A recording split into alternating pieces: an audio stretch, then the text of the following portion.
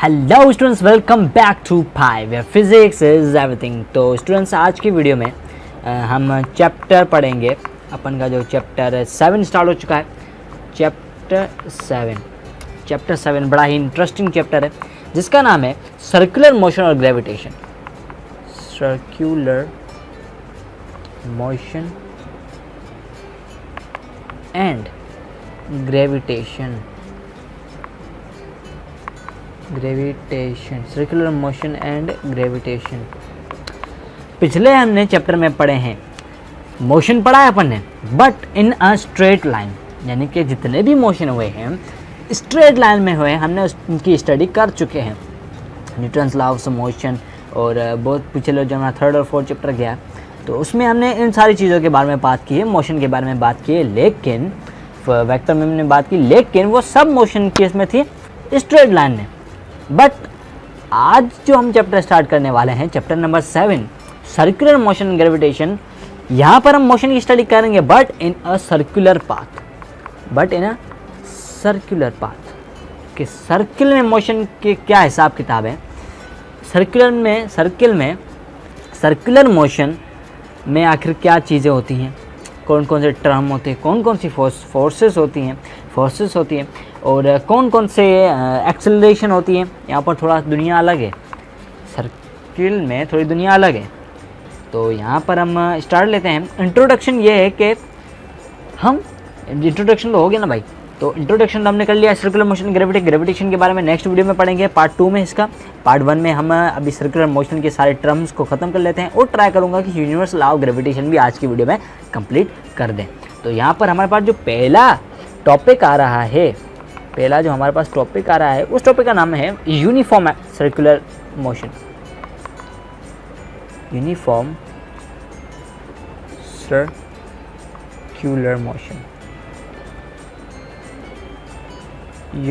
Circular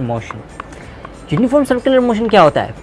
पहले तो बताओ यूनिफॉर्म वेलोसिटी क्या होती है। यूनिफॉर्म वेलोसिटी मैंने बताया था आपको। यूनिफॉर्म वेलोसिटी मतलब ऐसी वेलोसिटी जो एक्सेलरेट नहीं कर रही हो, मतलब उसकी वेलोसिटी ना ही बढ़ रही हो और ना ही घट रही हो। तो उसी तरीके से यूनिफॉर्म सर्कुलर मोशन मतलब कोई भी बॉडी मोशन कर रही हो सर्कुलर पाथ पर जिसकी वेलोसिटी चेंज नहीं हो रही हो। फॉर एग्जाम्पल, यहाँ पर हमारे पास एक सर्किल है, यहाँ पर एक बॉल है 20 किलोमीटर पर आवर की रफ्तार से ट्रेवल कर रही है इस डायरेक्शन में। फिर इधर 20 kilometre per hour, 2 kilometre per hour sorry, फिर इधर 2 किलोमीटर, फिर इधर 2 किलोमीटर, 2 किलोमीटर, 2 किलोमीटर, 2 किलोमीटर। तो यहाँ पर पूरे एक साइकिल में इस बॉल ने वेलोसिटी चेंज नहीं की। Velocity does not change. तो इस फिनोमेना को हम कहते हैं यूनिफॉर्म सर्कुलर मोशन, यानी कि कोई भी बॉडी मोशन कर रही हो सर्कुलर पाथ पर जिसका कोई एक सर्टेन रेडियस हो और वो रेडियस हर जगह से इक्वल हो तभी सर्किल माना जाएगा। तो सर्कुलर पाथ पर मोशन कर रही हो और उसकी वेलोसिटी चेंज ना हो तो यूनिफॉर्म सर्कुलर मोशन हम उसको कहते हैं। When a body move in a circular path with a constant speed said to be uniform circular motion. अब यहाँ पर बात गौर करने की एक ये है कि यहाँ पर जब इधर से और इधर तक का जो डिस्टेंस होता है, रेडियस का जो डिस्टेंस होता है, यहाँ पर एक एंगल बनती है। तो इस एंगल का बड़ा ही इंपॉर्टेंस है यूनिफॉर्म सर्कुलर मोशन में, और पूरी सर्कुलर मोशन में इस एंगल का बड़ा ही इंपॉर्टेंस है। तो ये जो एंगल बनता है ना, इन डिस्टेंस के बीच में जो एंगल बनता है उसको हम कहते हैं रेडियन, RADIAN, रेडियन। अब ये रेडियन क्या होता है, हम इस चीज़ को, यानी कि जो एंगल होता है इसको डिग्री में भी अपन मेजर करते हैं, डिग्री में भी मेजर किया जाता है, बट डिग्री में मेजर करने के अलावा हम इसको रेडियन में भी मेजर करते हैं। और 1 radian is equals to 57.3 degree होता है। 57.3 डिग्री होता है। तो इतना तो आप समझ चुके होंगे। ओके, तो इतना तो आप समझ चुके होंगे कि 1 रेडियन किसके बराबर होता है, 57.3 के बराबर होता है। ये एमसीक्यूज आ सकता है। अब बात करते हैं सेंट्रीपिटल एक्सेलरेशन के बारे में। Centripetal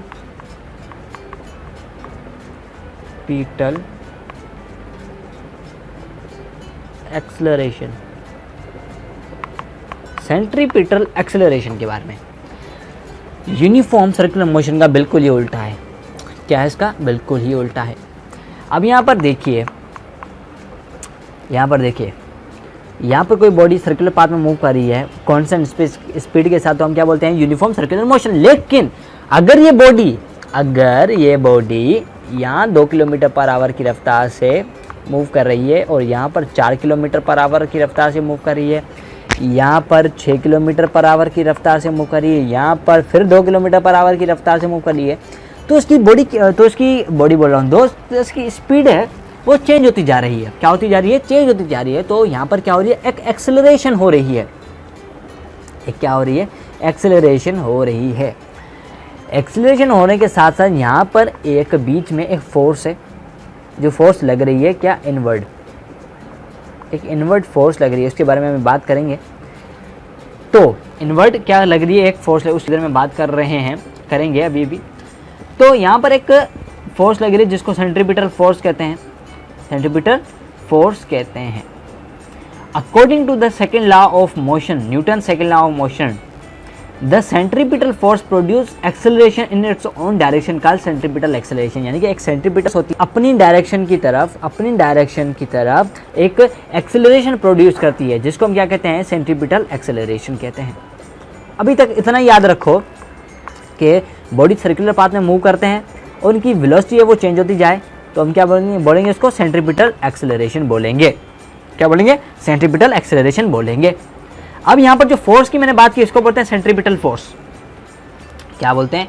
centripetal force. Centripetal force definition ये है, the force which act toward the centre along the radius of the circular path on which the body move with the uniform velocity, that is called centripetal force.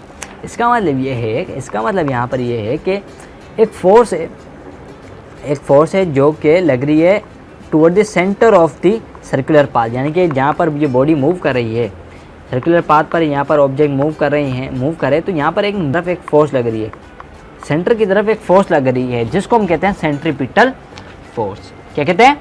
Centripetal force. अभी मैं एक इसका formula बताता हूँ centripetal force का और centripetal acceleration का। Centripetal acceleration का फॉर्मूला है AC = v²/r। v² इसकी वेलोसिटी है ऑब्जेक्ट की और r क्या है? इसका रेडियस है। r क्या है? रेडियस है। अब यहां पर सेंट्रीपिटल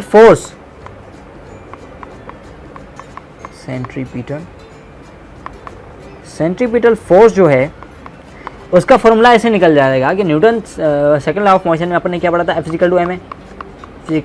ma। यहाँ पर फोर्स क्या है? सेंट्रीपिटल है और एक्सेलरेशन क्या है? सेंट्रीपिटल है। तो सेंट्रीपिटल एक्सेलरेशन की जगह अपन क्या लिख देंगे? v²/r। क्या लिख देंगे? v²/r। तो FC centripetal force is equal to mv²/r। ये है सेंट्रीपिटल फोर्स का फॉर्मूला mv²/r। और सेंट्रीपिटल एक्सेलरेशन का फॉर्मूला क्या है? AC = v²/r। तो ये था सेंट्रीपिटल फोर्स, सेंट्रीपिटल एक्सेलरेशन। साथ में सेंट्रीफ्यूगल फोर्स भी है एक। ये सब न्यूटन का किया धरा है। जब सेंट्रीफ्यूगल फोर्स जब सेंटर की तरफ लग रही है, जब सेंट्रीफ्यूगल फोर्स सेंटर की तरफ लग रही होगी, तब न्यूटन साहब ने अपन को थर्ड लॉ ऑफ मोशन दिया है कि every action there is always equal and opposite reaction. तो उस रिएक्शन की वजह से एक फोर्स आउटवर्ड भी लग रही होगी, जिसको अपन क्या बोलते हैं? Centrifugal force.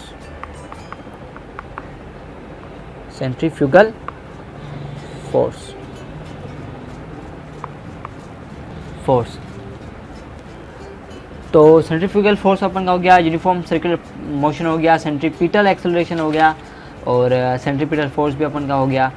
अब क्या रहते हैं? अब यहाँ पर रहते हैं अपन का बैंकिंग ऑफ रोड। क्या रहता है? बैंकिंग ऑफ रोड, बट जल्दी हो गया यार, मुझे एक्सपेक्ट नहीं था कि जल्दी हो जाएगा, तो इजी वे है समझाने का।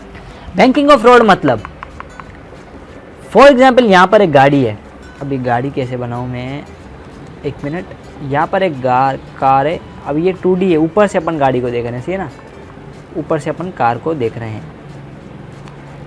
ये गाड़ी जा रही है अलोंग द पाथ,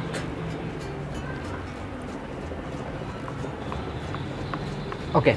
तो ये जब गाड़ी जा रही होगी, जब ये गाड़ी जा रही होगी और यहाँ तक आके पहुँचेगी, तब ये जब टर्न लेगी तो क्या होगा, एक फोर्स इधर लगेगी toward the centre of the circle, जिसको अपन क्या बोलते हैं, सेंट्रीपिटल फोर्स। लेकिन इसके अपोजिट एक फोर्स लगेगी, जो लगेगी आउटवर्ड, सेंट्रीफ्यूगल फोर्स, और ये बड़ी होगी सेंट्रीफ्यूगल फोर्स। और सेंट्रीफ्यूगल फोर्स क्या करेगी, गाड़ी को बाहर धकेल लेगी। तो अगर रोड सीधा होगा, अगर रोड बिल्कुल प्लेन होगा, तब गाड़ी बाहर चली जाएगी, धकेल जाएगी और रोड से निकल जाएगी। इसी वजह से जो कंस्ट्रक्टर होते हैं वो रोड को कुछ यूं बनाते हैं। अभी जिसमें आपको बना के देखता हूँ, ये सीधा है और एक यूं है, एक सीधा है और एक यूं है। अब दोनों के क्या है, दोनों की जो गाड़ियाँ हैं, गाड़ी भी बना देता हूँ इधर में, एक मिनट, गाड़ी भी बना देते हैं अपन। यहाँ पर ये लेते हैं, ये टायर और यहाँ पर ये गाड़ी, ओके। गाड़ी जब रोड सीधा होगा तो रिएक्शन भी होगा और W =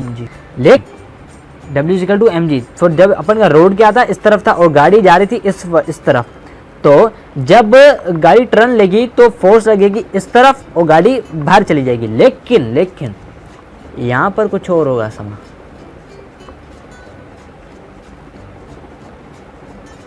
यहाँ पर क्या होगा, जो रिएक्शन होगा वो थोड़ा अलग होगा, रिएक्शन जो होगा वो थोड़ा सा अलग होगा, क्योंकि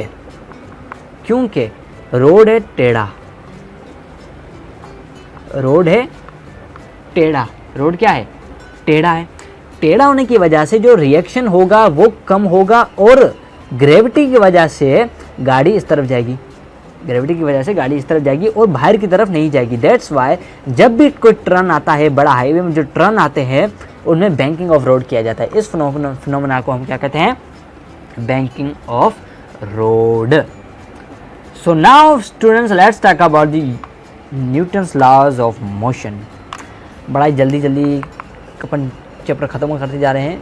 यूनिवर्सल नज़र ना लगे, यूनिवर्सल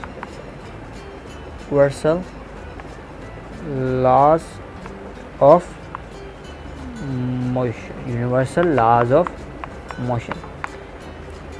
न्यूटन साहब ने 3 तो अपने वो मोशन के लॉज दिए थे, लेकिन उसके अलावा एक और लॉ दिया था, यूनिवर्सल लॉज ऑफ मोशन। इसका मतलब ये है कि इस पूरी यूनिवर्स में हर ऑब्जेक्ट दूसरे ऑब्जेक्ट को अट्रैक्ट करता है। In this universe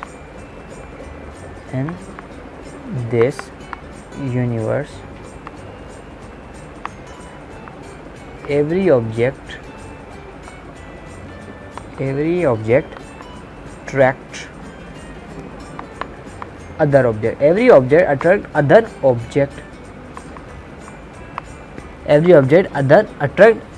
object। For example यहाँ पर एक मास है m1 और यहाँ पर एक दूसरा मास है m2, तो ये हमेशा एक दूसरे से को अट्रैक्ट करते रहेंगे। इनकी जो अट्रैक्टिव फोर्स है जिसको अपन बोलते हैं ग्रेविटेशनल फोर्स, इसको अपन क्या बोलते हैं, gravitational force, universal law of gravitation. ये मैंने क्या कर दिया, यहाँ पर मोशन नहीं आएगा, यूनिवर्सल लॉ ऑफ ग्रेविटेशन आएगा। यार तुम लोग क्या कर रहे हो, sorry for that students. Gravitation, universal law of motion, universal law of gravitation. तो ये क्या कहता है कि पूरी यूनिवर्स में हर एक ऑब्जेक्ट दूसरे ऑब्जेक्ट को अट्रैक्ट करता है। तो यहाँ पर मास 1 है, यहाँ पर मास 2 है, ये एक दूसरे को क्या करेंगे, अट्रैक्ट करेंगे। इनकी जो अट्रैक्टिव फोर्स है वो क्या है, अट्रैक्टिव फोर्स, यहाँ पर डिस्टेंस अगर बढ़ेगा तो उनकी जो फोर्स होगी वो कम हो जाएगी, यानी कि क्या है, F is inversely proportional to radius of r square, क्योंकि इधर 2 रेडियस है। तो यहाँ पर बात ये है कि दोनों के बीच में वो इनके रेडियस के स्क्वायर से इन्वर्सली प्रोपोर्शनल है। उनका जो मास है, इनके मास से डायरेक्टली प्रोपोर्शनल है। मतलब इनका मास बढ़ेगा तो इनकी फोर्स बढ़ेगी, और इनका डिस्टेंस बढ़ेगा तो इनकी फोर्स घटेगी। तो यहाँ पर F is directly proportional to m1 m2, F is inversely proportional to the 1/r square. तो यहाँ पर अगर दोनों को अपन ने मिला दिया, F is proportional to the m1 m2 upon r square. Inversely proportional का साइन हटा दो, एक कांस्टेंट आया g, इसकी वैल्यू मैं अभी आपको बताता हूँ। g is equal to m1 m2 upon r square. यहाँ पर जो g है वो एक ग्रेविटेशनल कांस्टेंट जिसकी वैल्यू है 6.67 into 10⁻⁻11 newton nm square upon kg square. लिख लेता हूँ इधर में,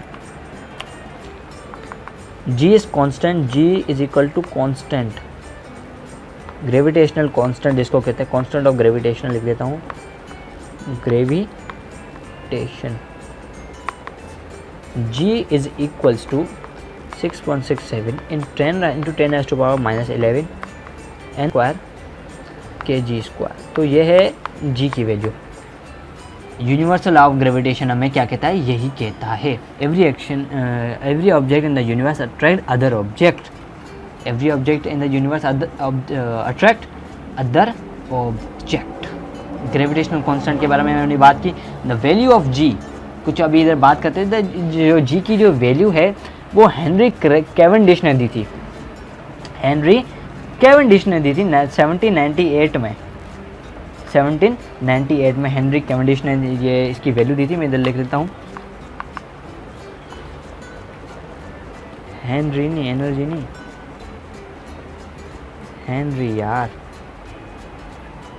Henry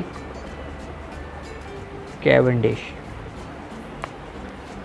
give the value of g, give the value of g in 1798 में इन्होंने ग्रेविटेशन की क्या दी, हमें एक वैल्यू दी थी, क्या दी थी, वैल्यू दी थी।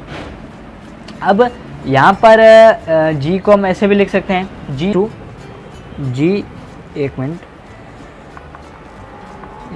Is equals to r square upon m1 m2। बात वही है, बस क्रॉस मल्टीप्लाई कर दिया है। क्या कर दिया है, क्रॉस मल्टीप्लाई कर दिया है। अब मास ऑफ अर्थ के बारे में भी बात कर लेते हैं, मास ऑफ अर्थ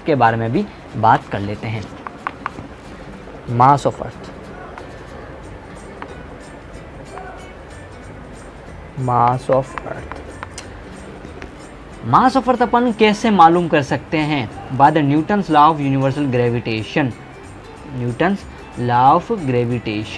कैसे मालूम कर सकते हैं, हम जानते हैं इनके earth attract the bodies toward its centre, यानी कि अर्थ जो है इधर मैं अर्थ भी बना लेता हूँ, अर्थ जो है वो अपनी तरफ कई सारी बॉडीज़ को क्या करते हैं, अट्रैक्ट करता है। क्या करती है, अट्रैक्ट करती है, अपनी तरफ अट्रैक्ट करती है, जो यूनिवर्सल लॉ ऑफ ग्रेविटेशन बताती है, क्योंकि ये बड़ी बॉडी है।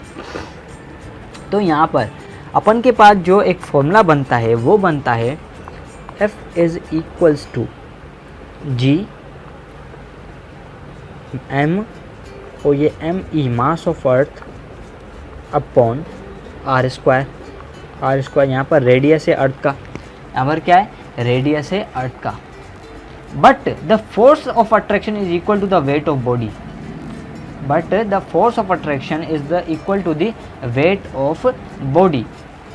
F is equal to, F क्या है, एक फोर्स है, और वेट क्या है, एक फोर्स है। तो वेट क्या है,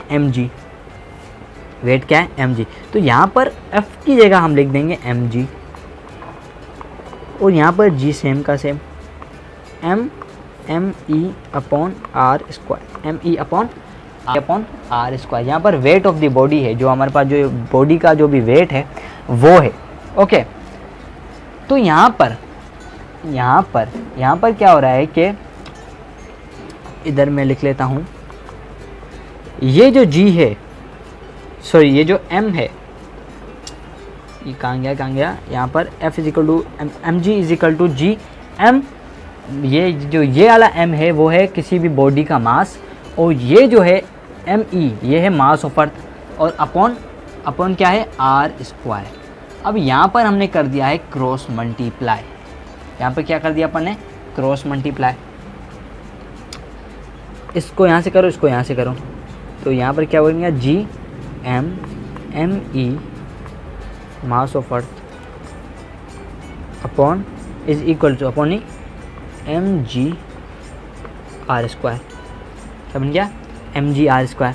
अब एम ई नहीं, जी, यहाँ पर जी पहले तो यहाँ से इसको काट दो, यहाँ से इसको काट दो, एम को इस एम से काट दो।